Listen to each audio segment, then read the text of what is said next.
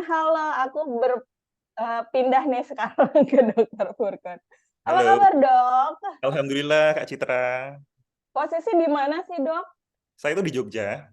Oh, di Jogja. Iya, di Jogja. Oke, boleh sedikit menceritakan profil Dokter Furkon secara singkat ke teman-teman, ke Sobat Liswit sekalian?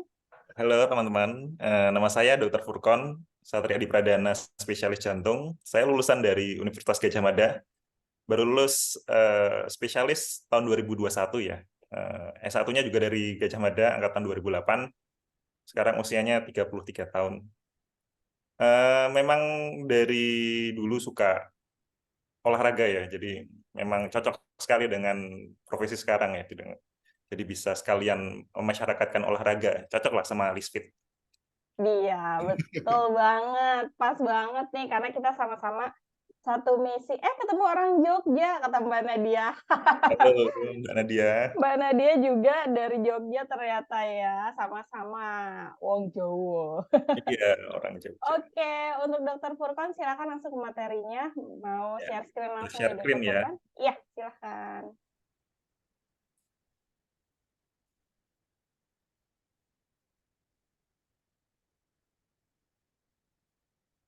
Bentar ya.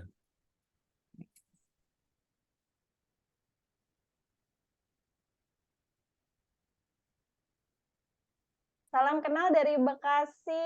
Oke, Uni ini dari Bekasi nih, Dok. Ada salah satu member Halo, kita. sebentar saya di Iya, udah bisa share screen dokternya? Udah di co-host belum sih? Oh ya, oke. Sudah. sebentar.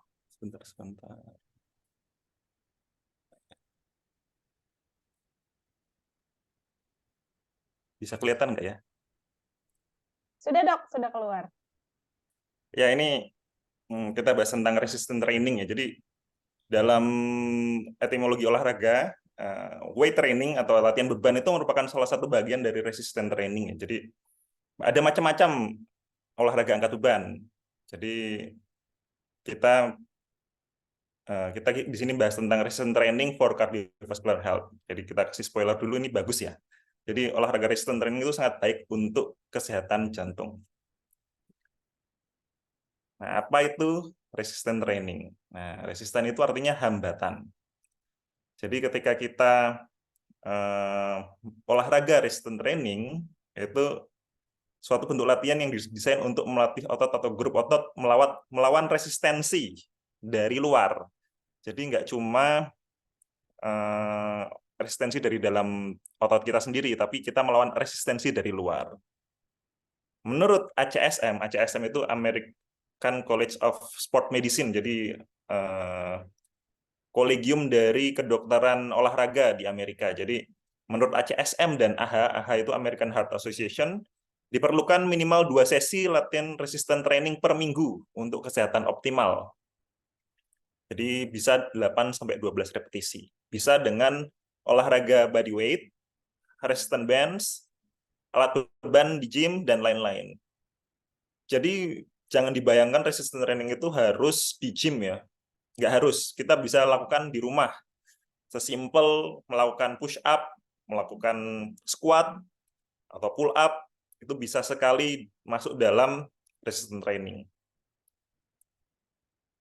Kenapa resistance training ya? Jadi ini salah satu yang sering saya temukan di poliklinik saya, yaitu sarkopenia. Jadi ketika kita usia 60 tahun ke atas, itu kebanyakan orang-orang sudah datang dengan otot yang atrofi. Atrofi itu terjadi pengurangan massa otot. Jadi banyak yang sudah tuyuk-tuyuk, tahu tuyuk-tuyuk nggak ya? Tuyuk-tuyuk itu jalannya itu kayak bungkuk, terus tidak semangat, tidak bugar seperti itu kelihatannya. Kelihatan sekali. Itu tidak cuma kepada orang-orang yang kurus saja, juga orang-orang yang kelebihan berat badan pun banyak yang ringkih. Nah, bahasa Indonesianya ringkih ya. Banyak yang ringkih, terus mudah jatuh, seperti itu. Nah, untuk sarkopenia atau kehilangan massa otot ini, kecepatannya 3-8% per tahun, dimulai sejak usia 30 tahun. Jadi, kita itu mulai kehilangan massa otot jika tidak dilatih 3-8% per tahun. dan akan semakin cepat sejak usia 60 tahun. Dan lebih cepat lagi pada orang-orang yang kelebihan berat badan. Jadi ini salah satu concern dari dokter jantung, sering banget ketemu pasien-pasien yang ringkih ya, ketika kan pasiennya kita di atas usia 60 tahun biasanya. Ada beberapa yang usia 50, 40, tapi biasanya itu yang penuaan dini seperti pada orang perokok gitu ya, jadi penuaan dini pada perokok. Nah ini sarkopenia. Sarkopenia itu kehilangan massa otot sehingga kita itu membutuhkan alat bantu untuk berjalan. Jadi seperti nenek yang di sebelah kanan ini, nenek di sebelah kanan ini itu mengalami sarkopenia. Kenapa? Karena tidak pernah dilatih sebelumnya.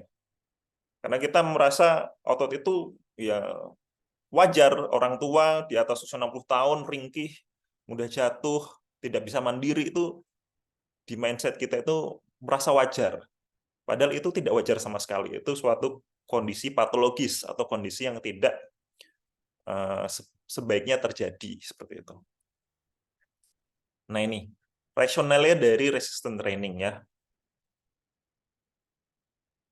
Orang dewasa yang tidak melakukan resistant training yang secara reguler itu kehilangan 0,46 kg massa otot. Jadi setengah kilo massa otot per tahun dari usia 50 tahun ke atas. Dan orang yang tidak melakukan resistant training mengalami 50% penurunan dari otot Starto tipe 2. Otot yang bertanggung jawab pada kekuatan otot pada usia 80 tahun. Dan selain itu, otot itu juga penting untuk mempertahankan kemampuan fungsional dan mencegah osteoporosis, sarkopenia, jatuh, patah tulang, dan lain sebagainya. Ini ya. Ini kita bandingkan antara efek dari aerobic training dan resistant training. Ini dari AHA pada tahun 2004 ya. Ini saya ambil dari American Heart Association pada tahun 2004. Ini perbandingannya. Jadi dua-duanya itu mempunyai keuntungan dan kelebihan masing-masing ya. Jadi kita bisa lihat di sini bone mineral density jelas resistant training jauh lebih baik daripada aerobic exercise. Kemudian body composition, fat mass ya memang dari penelitian lebih banyak penurunan dari aerobic exercise, tapi resistant exercise juga dapat menurunkan. Sedangkan muscle mass, aerobic exercise tidak meningkatkan secara signifikan, tapi resistant training dapat meningkatkan secara signifikan. Kekuatan juga, kekuatan otot. Kita yang latihan exercise training dapat meningkatkan kekuatan otot dan dapat menurunkan risiko sarkopenia ke depan dengan lebih baik dibandingkan dengan aerobic exercise. Nah, ini masuk ke dalam kesehatan ya. Metabolisme glukosa. Jadi ini kita kan sering sekarang mendengarkan kata-kata insulin resistant ya. Jadi sekarang itu kata-kata sering banget muncul ya. Insulin resistant di Instagram, di TikTok itu sering banget. Biasanya orang-orang itu insulin resistant adalah akar dari semua penyakit metabolisme. Ya memang hampir sebagian besar penyakit metabolisme akarnya dari resistensi insulin. Keduanya, aerobic exercise dan resistant exercise, sama-sama menurunkan risiko resistensi insulin dengan level yang mirip-mirip. Jadi kita bisa milih antara resistant training dan aerobic exercise. Nah, insulin resisten ini adalah salah satu mekanisme dari terbentuknya diabetes tipe 2. Jadi diabetes tipe 2 itu akarnya adalah resistensi insulin. Jadi kalau kita bisa olahraga, baik aerobik ataupun resistant training, itu dapat menurunkan risiko diabetes mellitus tipe 2. Dan diabetes mellitus tipe 2 adalah ibu dari segala macam penyakit metabolisme. Jadi semuanya bisa terefek oleh diabetes mellitus tipe 2. Contohnya mata. Mata kalau misalnya kita pada orang diabetes itu biasanya namanya diabetes retinopati, kena ke retinanya. kaki bisa terjadi peripheral artery disease, terjadi penyempitan pembuluh darah yang menuju ke kaki. Hasilnya kaki, tungkai kaki itu kering dan gampang luka, ya. Kemudian ke jantung, dia bisa menyebabkan penyakit jantung koroner, diabetes itu. Kemudian intinya semua yang berhubungan dengan pembuluh darah itu terkena oleh diabetes mellitus ini. Nah, dua-duanya itu, aerobic exercise dan resistant exercise, dapat menurunkan risiko terjadinya diabetes mellitus tipe 2. Jadi di kedokteran itu, di kesehatan itu tidak ada yang namanya mencegah 100% ya. Yang ada itu adalah menurunkan risiko. Dan dua-duanya dapat menurunkan risiko yang mirip-mirip. Dapat meningkatkan insulin sensitivitas, untuk lipidnya mirip-mirip, menurunkan LDL, dapat meningkatkan LDL, sedangkan untuk resting heart rate memang lebih baik aerobik ya. Kemudian blood pressure, ini penelitian lama ya, memang sistolik dan diastolik sama-sama lebih baik di aerobic exercise. Tapi ada penelitian yang terbaru, isometric resistance training lebih baik dibandingkan dengan aerobik dalam menurunkan tekanan darah.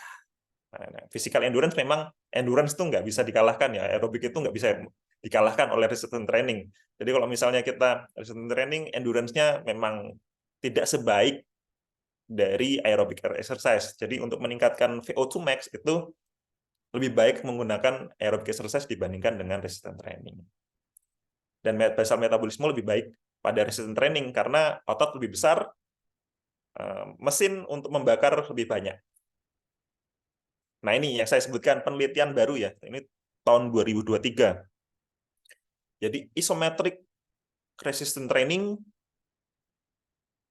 menurunkan tekanan darah paling banyak dibandingkan dengan olahraga lain.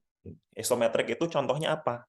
Seperti hand grip, kemudian leg extension, kemudian wall sitting.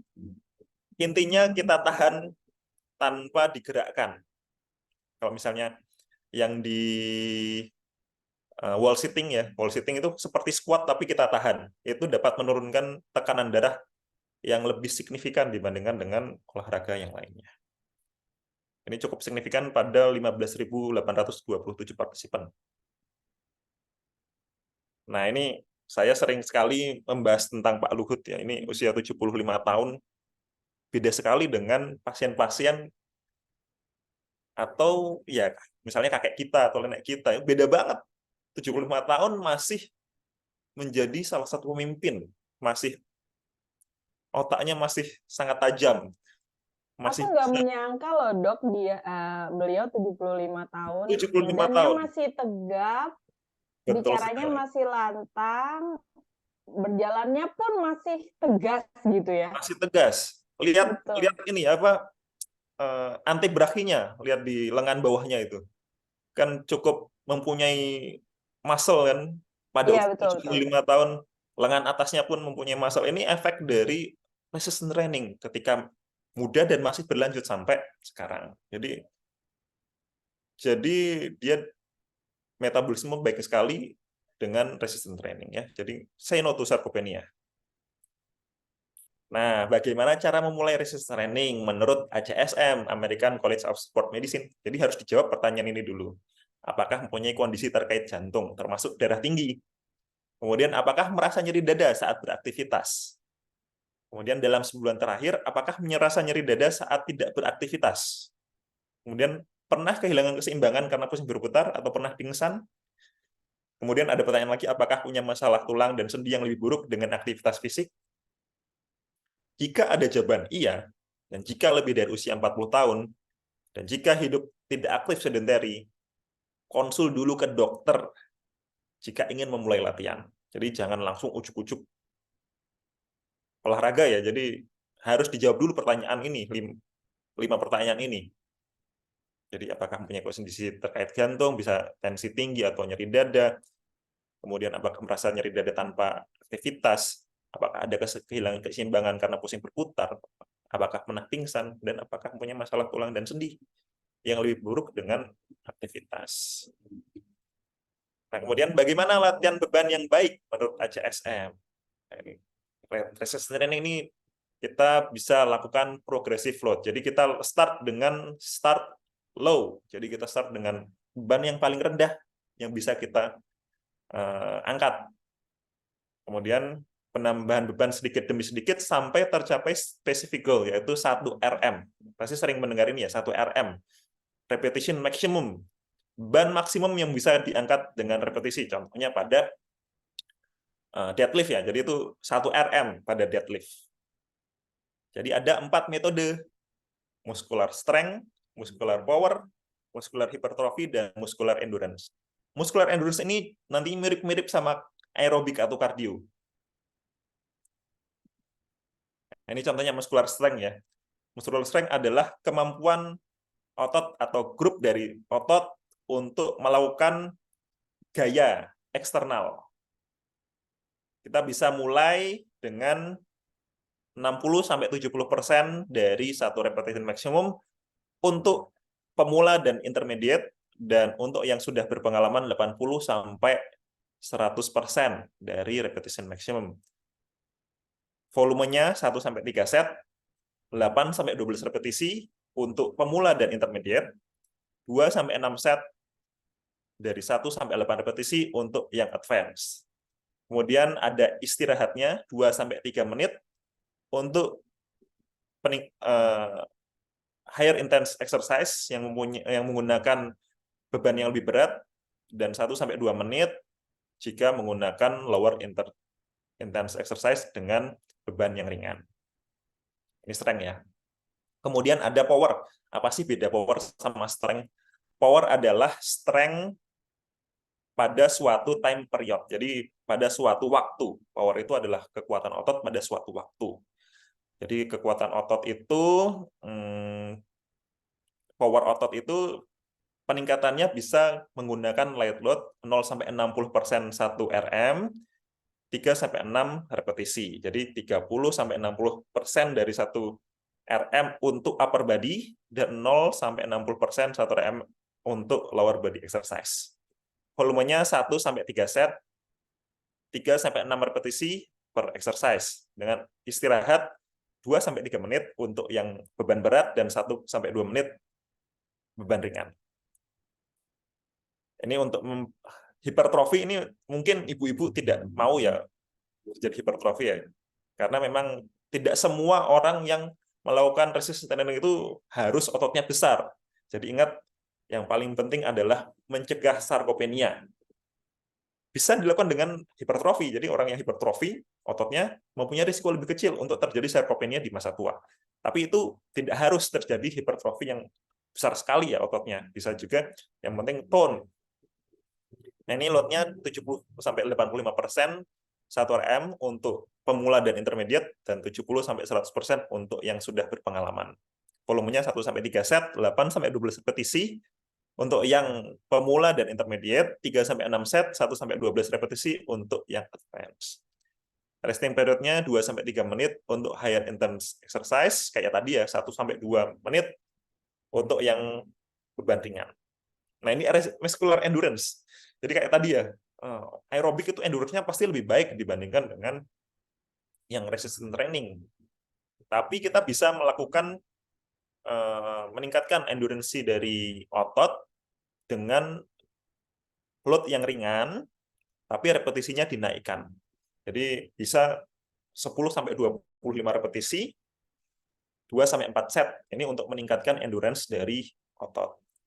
Jadi kita bisa memikirkan olahraga kardio itu seperti olahraga beban yang dilakukan dengan repetisi yang tidak terhingga. Contohnya lari ya. Lari itu kayak olahraga kaki, leg day, tapi dengan beban yang sangat ringan, dengan repetisi yang tidak terhingga. Itu mirip-mirip seperti itu. Jadi sebenarnya dikotomi aerobik dengan resistance training itu bedanya tipis sebenarnya kalau kita lakukan dengan kombinasi ya. Nah, ini summary dari ACSM resistance training untuk mencegah terjadinya penyakit ya.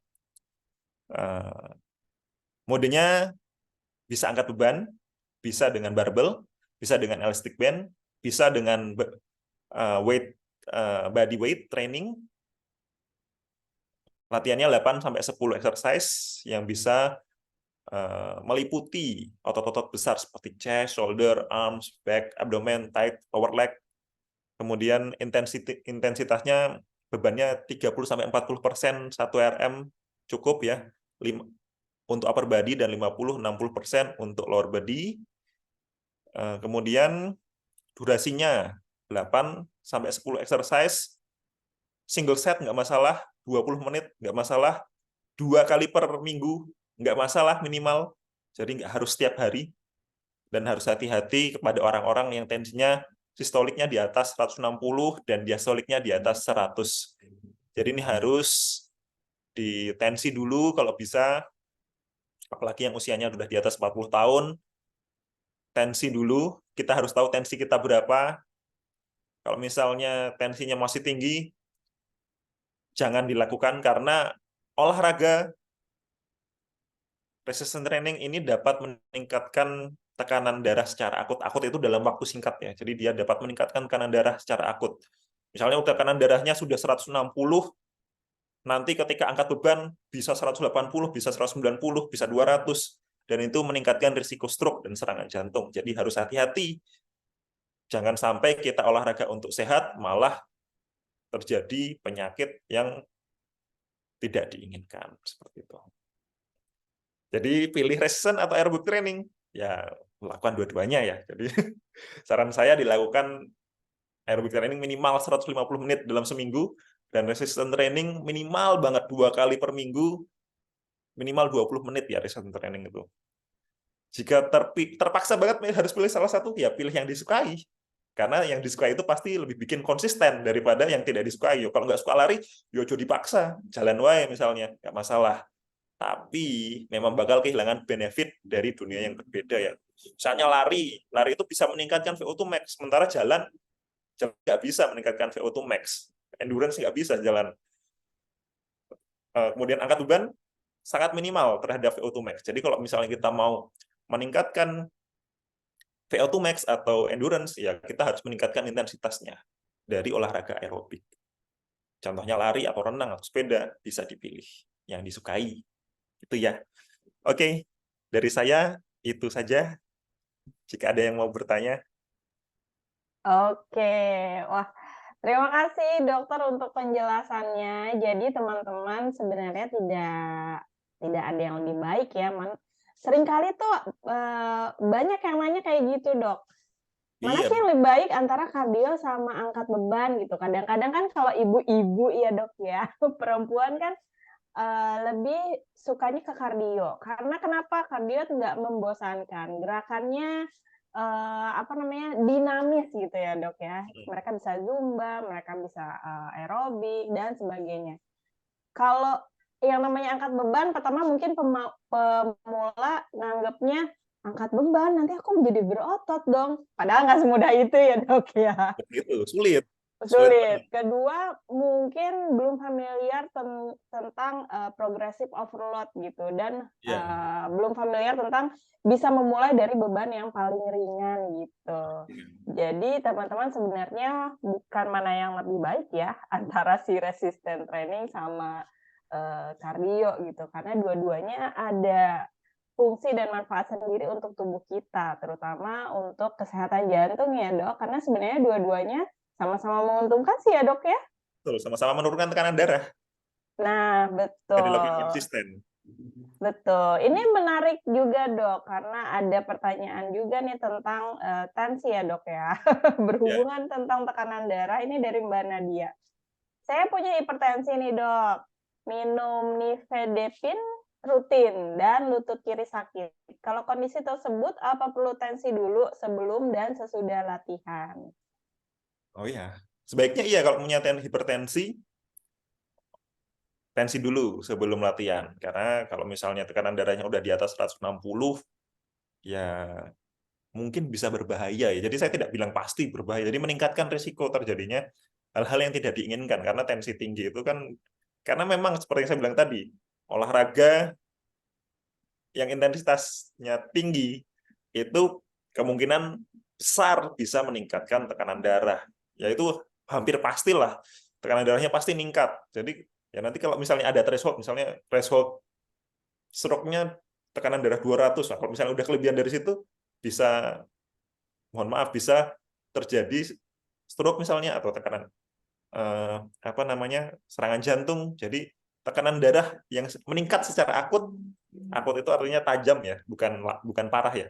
Meningkatkan secara akut dia tuh bisa berbahaya. Jadi kita harus pastikan dulu tekanan darah kita di bawah 160/100 untuk memulai latihan.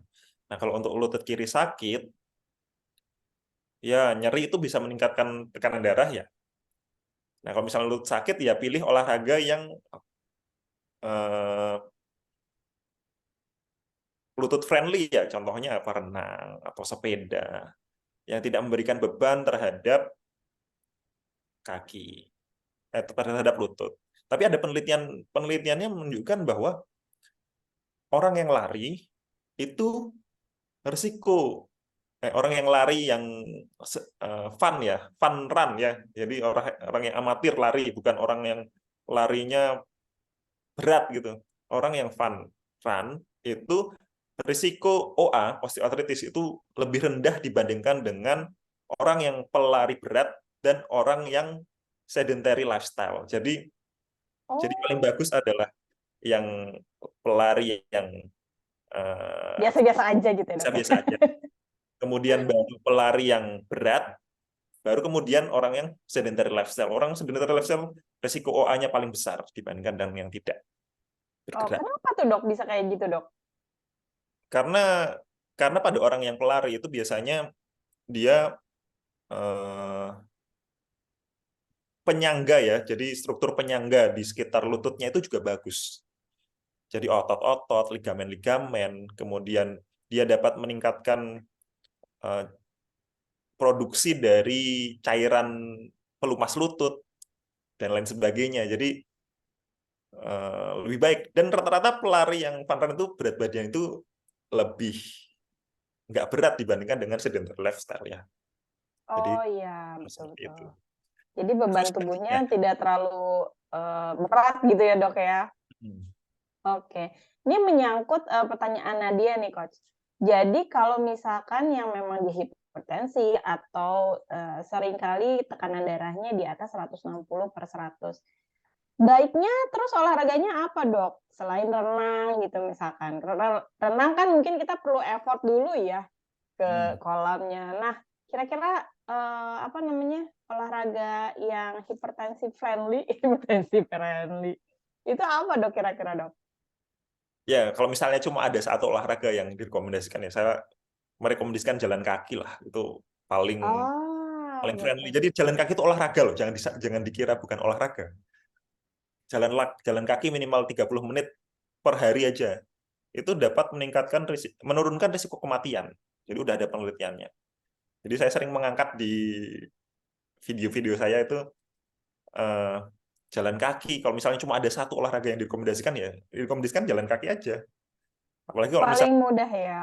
paling mudah, paling murah. Dan kalau misalnya tidak ada kelainan pada kaki, semua orang bisa Betul betul melakukannya. betul. Betul betul banget, make sense. Udah jalan kaki tuh paling mudah, paling murah, dan kita bisa melakukan kapan aja. Betul. Di Itu mall pun kita orang bisa bisa loh. langsing-langsing karena banyak jalan. Iya, betul betul betul. Tapi memang kalau misalkan jalan kaki itu, apa kita ya udah jalan kaki aja gitu, untuk apa ya, untuk menjaga kebugaran gitu, ya udah kita jalan kaki aja kemana aja deh gitu. Atau kita harus set jalan kakinya minimum berapa menit atau minimum pace-nya sekian gitu, Dok, enggak ya? Jadi eh, kan memang jalan kaki itu kan olahraga intensitas rendah ya. Mhm, Intensitas betul. rendah. Jadi ada yang bilang zona 2 itu olahraga paling baik ya. Jadi saya setuju olahraga yang paling bagus itu low to moderate intensity. Jadi zona 2. Jadi kebanyakan orang zona 2-nya itu di jalan kaki. Kalau misalnya udah jogging aja mungkin udah zona 3 atau zona 4. Itu tanda-tanda orang kurang bugar sebenarnya. Tapi Hmm. kalau misalnya pada kebanyakan orang bisanya zona 2 itu ketika jalan kaki ya jalan kaki aja. Jadi nggak perlu dipaksa untuk jogging. Tapi kalau misalnya dia pengen meningkatkan VO2 max ya tidak ada cara lain, bisa dengan olahraga yang lebih tinggi intensitasnya. Oke, jadi sebenarnya no excuse ya dok ya, Excuse. apapun. Dan tapi olahraga jalan kaki itu ketika ada penelitian ya, jadi mulai benefitnya itu ketika 3.000 langkah per hari. 3.000 langkah per hari Benefitnya minimum ya. minimum banget.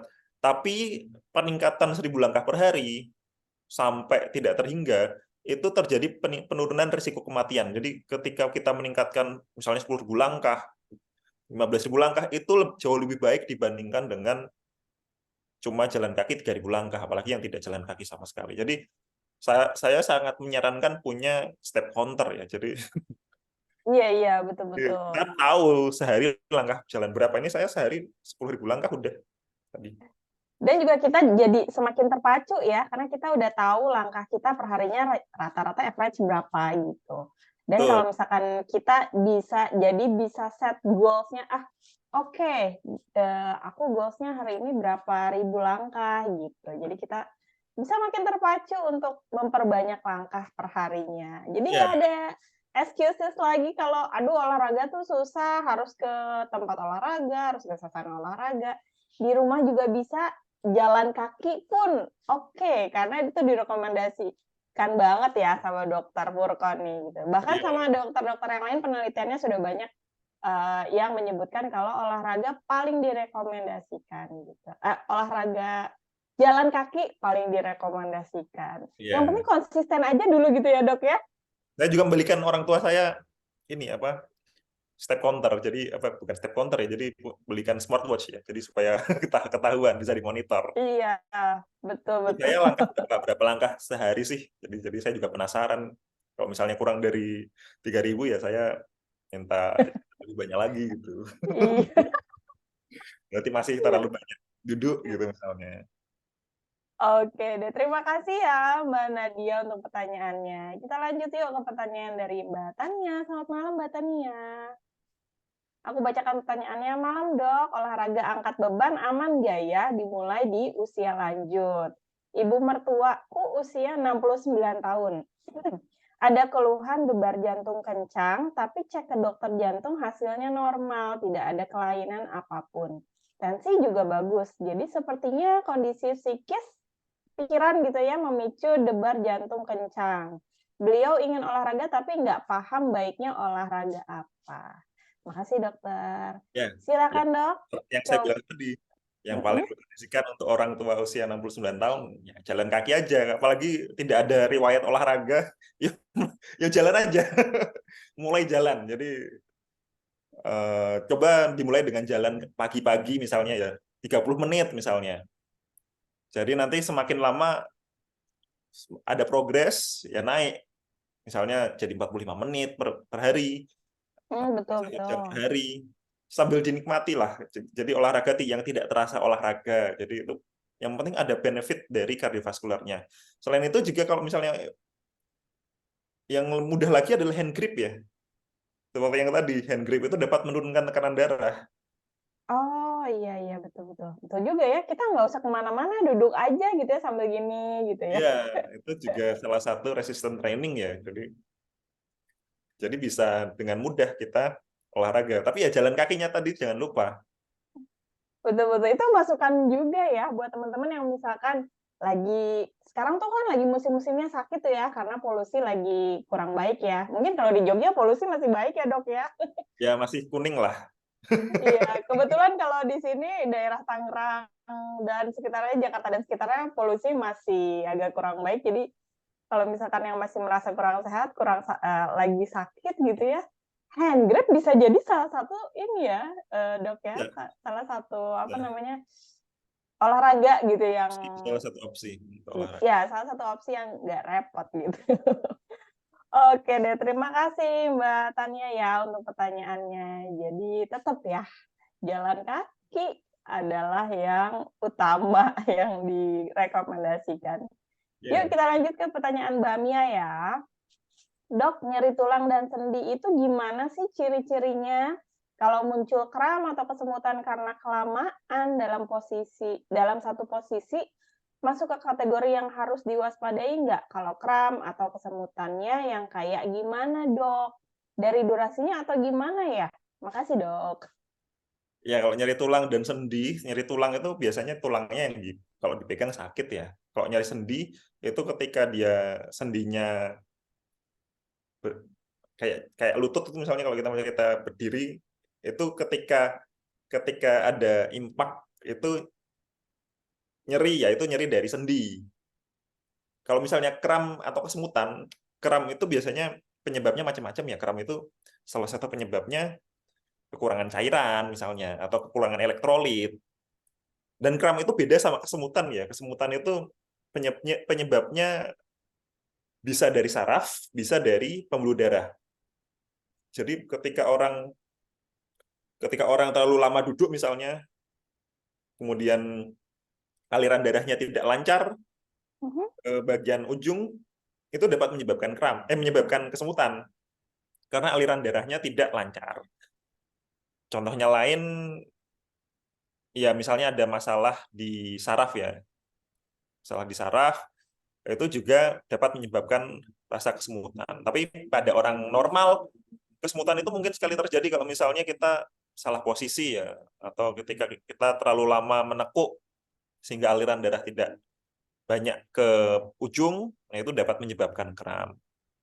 Durasinya ya, kalau durasinya ya beda-beda ya tiap orang ya. Pada orang normal itu nekuk nekuk aja kayak duduk kayak orang Jepang itu aja wajar kok kesemutan. Iya,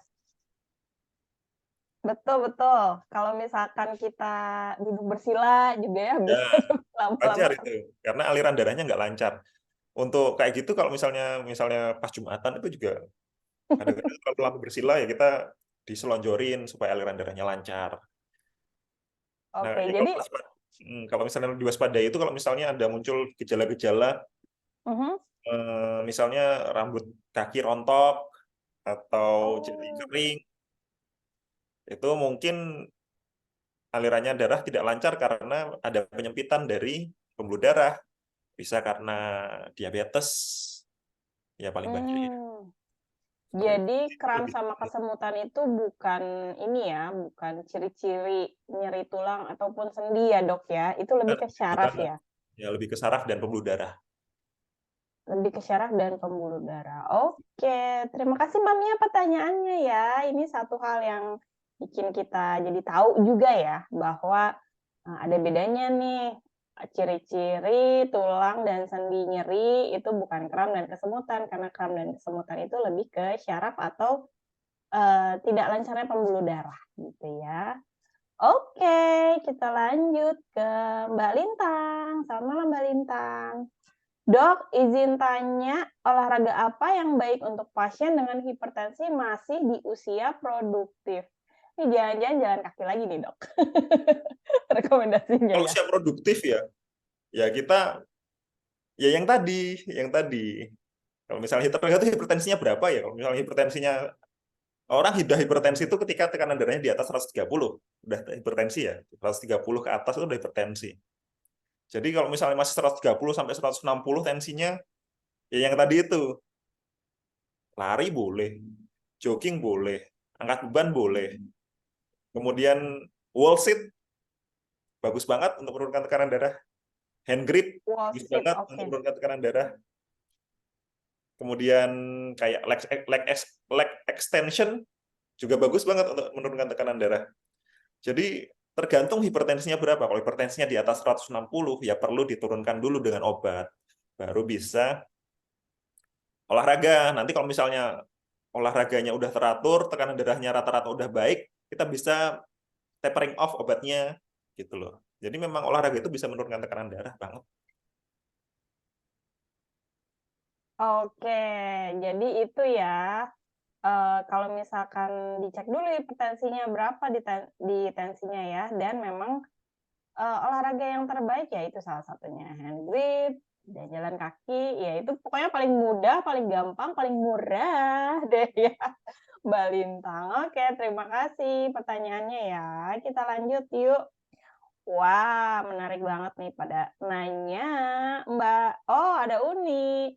Dok, izin bertanya, apakah ada pengaruh antara hipertensi dengan hipertiroid dan detak jantung yang berdetak lebih cepat? Hipertensi masih di bawah 140. Ya, hipertiroid. Jadi hipertiroid itu, tiroid adalah suatu organ yang menghasilkan hormon tiroid ya. Hormon tiroid ini sangat penting untuk metabolisme. Jadi ketika hipertiroid itu metabolismenya meningkat. Ketika hipotiroid metabolismenya turun. Jadi hipertiroid metabolisme meningkat, detak jantung pasti meningkat dong. Kan metabolisme meningkat, jantungnya harus mengompensasi, jadinya dia harus lebih cepat dalam mengalirkan darah ke seluruh tubuh. Nah, itu detak jantung dan kekakuan detak jantung dan kekakuan pembuluh darah itu merupakan komponen dari tensi ya. Jadi ketika detak jantungnya lebih cepat, ya pasti tensinya akan naik lebih tinggi daripada yang detak jantungnya lebih rendah. Kalau misalnya hipertiroidnya nadinya di sekitar 120, 130, itu sama aja zona 2 dari orang jalan ya. Jadi duduk aja kayak olahraga. Tapi bedanya apa? Bedanya kalau misalnya nadinya kita meningkat karena olahraga, kita bisa istirahat. Jadi ketika istirahat nadinya turun. Beda sama orang hipertiroid. Hipertiroid itu ketika dia duduk pun kayak olahraga. Jadi lama-kelamaan otot jantungnya akan lelah. Jadi seperti itu. Jadi ketika orang hipertiroid, olahraga yang disarankan adalah olahraga dengan intensitas rendah. Contohnya apa? Jalan kaki. Seperti itu. Jalan kaki lagi, Uni. Ayo, mau jalan kemana kita? Treadmill juga nggak apa-apa. Treadmill ya? Oh iya, betul, betul, Puterin betul. mall. Benar-benar. Wanita paling suka. Iya. Itu sehat banget, muterin mall aja. Sehat banget. Sehat ya.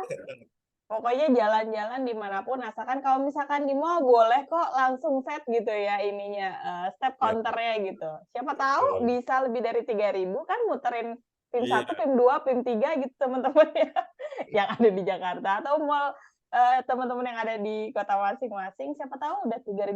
Yes, jadinya bangga gitu, dapat apa dari mall? Dapat 4.000 langkah gitu Nah, kan. itu bisa jadi Daripada dapat apa, dapat materi jajan, dapat untuk apa. Ini edukasi dapat pada teman-teman ya.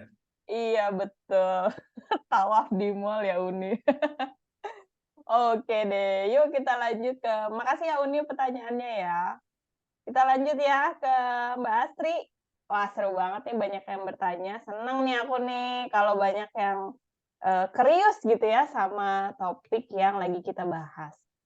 Mumpung ada sumbernya di sini, sumber terpercaya dan based on scientific gitu. Jadi, ayo yang mau bertanya boleh ya. Kita akan open sekitar 2 pertanyaan lagi. Ini ada pertanyaan dari Mbak Astri. Selamat malam. Dok, mau tanya, senam jantung itu untuk awalan pasien jantung yang sudah stabil atau minum obat.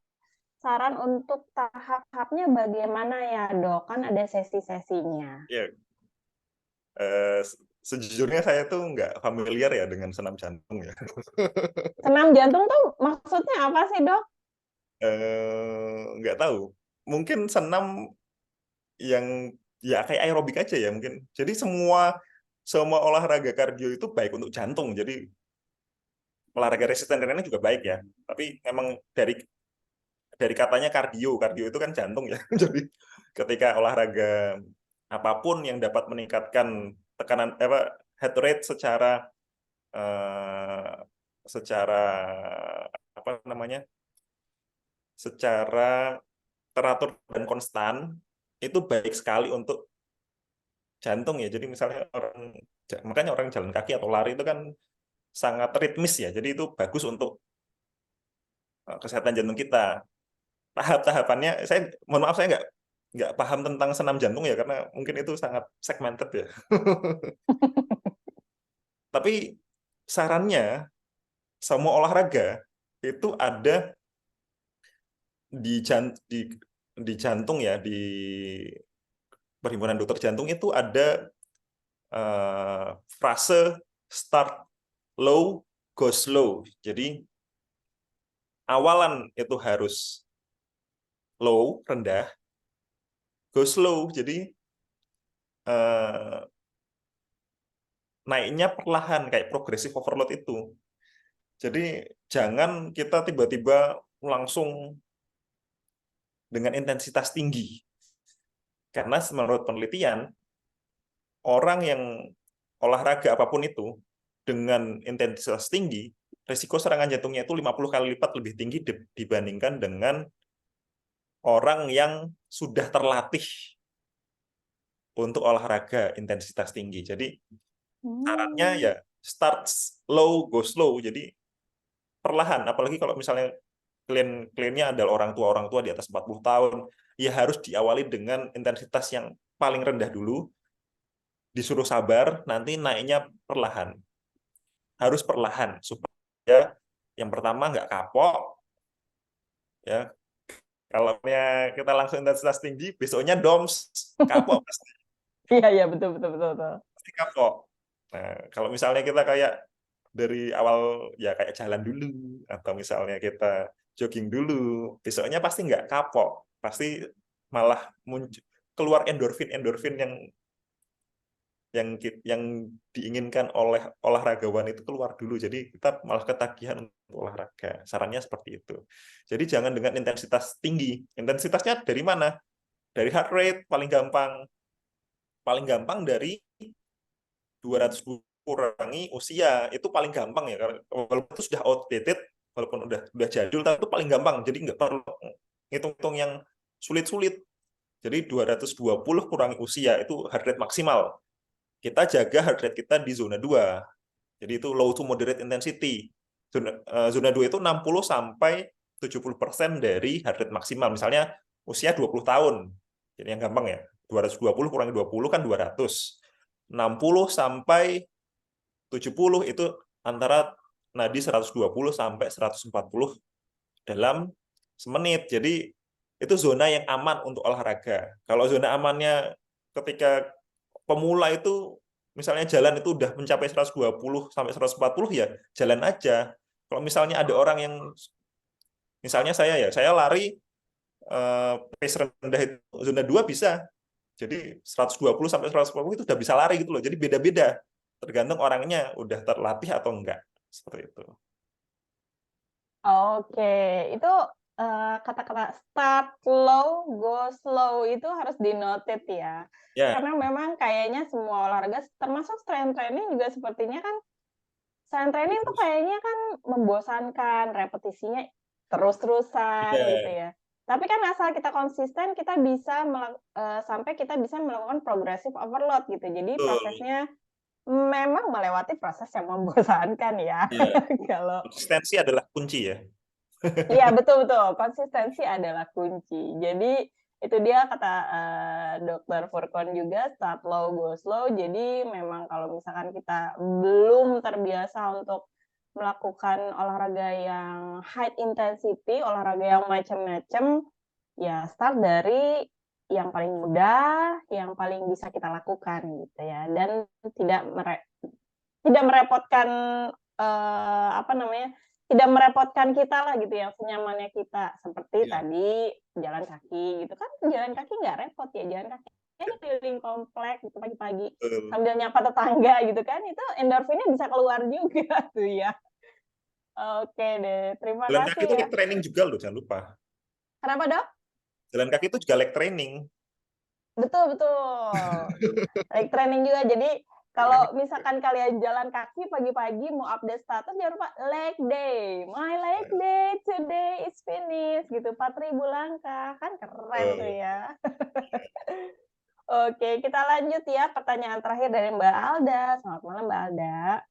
Dok, untuk pemula yang ingin mencoba olahraga lari, baiknya kayak gimana nih, Dok? Ya, ini saran saya ya. Mulai dari zona 2 dulu. Jadi harus punya jam ya, harus punya fitness tracker ya. Jadi smartwatch harus punya. Jadi kita bisa lihat intensitas kita di mana. Jadi mulainya adalah di zona 2. Kalau misalnya zona 2 kita jalan, ya jalan dulu. Kalau zona 2 kita bisa jogging, ya nggak apa-apa jogging. Gitu. Jadi kita mulai lari itu jadi jalan kaki adalah lari dengan intensitas yang sangat rendah. Jadi bisa dibayangkan seperti itu. Bisa dimulai dengan jalan kaki kalau misalnya zona 2 kita 120 sampai 140. Itu pada orang usia 20 tahun ya. Jadi jangan lupa dikurangi dengan usianya. Kalau misalnya usianya 40 ya dikali 180. Jadi 60 sampai 70% dari 180. Seperti itu. Jadi dimulai dengan intensitas rendah terlebih dahulu. Jangan langsung intensitas tinggi ya. Ini sering banget pengen lari gengsi sama temen.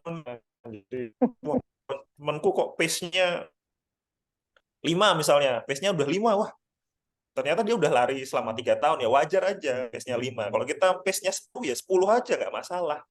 Pace-nya 9 atau 8 ya udah nggak masalah. Yang penting kita lari konsisten dulu di zona 2. Zona 2 itu 60-70% dari heart rate maksimal. 220 dikurangi usia kita. Jadi harus dimulai dari situ dulu. Nanti kalau misalnya kita udah, nanti kecepatannya akan naik sendiri. Kecepatannya akan naik sendiri. Jadi kalau menurut saya ya, itu durasi lebih penting dari durasi atau volume itu lebih penting daripada kecepatan. Durasi dan volume. Oke, lebih penting daripada kecepatan. Daripada kecepatan. Jadi lupakan terhadap teman-teman yang larinya cepat. Jadi guys, udah punya masing-masing. Jadi jangan sampai Iya, iya. kita lari malah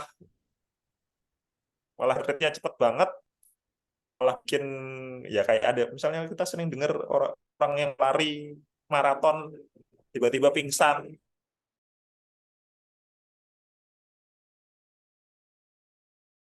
Heart rate maksimal dalam suatu periode, misalnya zona 5 1 jam misalnya, itu banget ya zona 5 1 jam. Zona 5 itu 90-100% heart rate maksimal, jadi berat banget itu, banget bahaya banget untuk jantung. Jadi mulai di zona 2. Yap.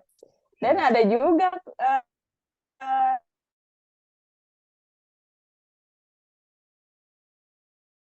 iya, Betul. teman-temannya pada ikutan maraton terus FOMO gitu ikut Iya. deh tapi yang 5K aja deh padahal olahraga sebelumnya latihan sebelumnya juga belum konsisten gitu, belum mempersiapkan diri untuk ya benar-benar maraton gitu. Jadi ya sudahlah, kita mulai saja dari jalan kaki.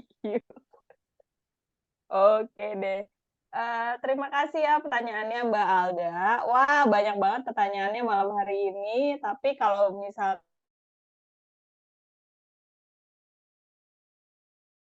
sedang membicarakan tentang strength training, angkat beban, apakah manfaat angkat beban untuk kesehatan jantung. Jadi memang untuk kesehatan jantung kita memang sering mendengar kardio yang bagus, aerobik yang bagus, tapi ternyata angkat beban, resistance training juga bermanfaat untuk kesehatan jantung. Jadi bukan tentang mana ya yang lebih baik, tapi tentang udah konsisten belum olahraganya gitu ya. Karena keduanya memang punya manfaat yang baik ya. Tidak hanya untuk kesehatan jantung, tapi juga kesehatan in general tubuh kita. Jadi pertanyaannya bukan mana yang lebih baik, tapi sudah konsistenkah Anda untuk berolahraga?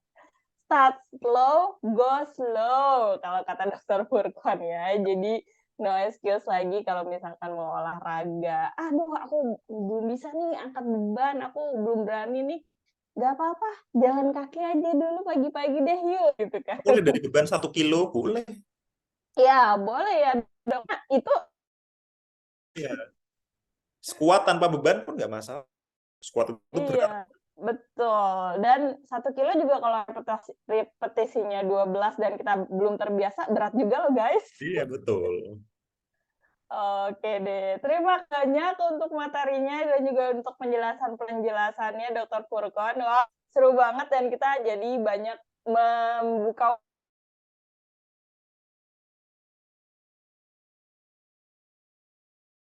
bahas tentang hipertensi dan segala macamnya ya. Jadi banyak yang dibahas, banyak yang kita tahu juga Dr. Furqon. Terima Iya, Kak Citra. kasih. Iya, terima kasih sudah mau mengisi dan berbagi bersama Sobat Lisfit di sini. Sebelum kita mengakhiri sesi, Dr. Furqon, tunggu dulu ya, tunggu sebentar ya, kita mau mengumumkan pertanyaan terpilih malam hari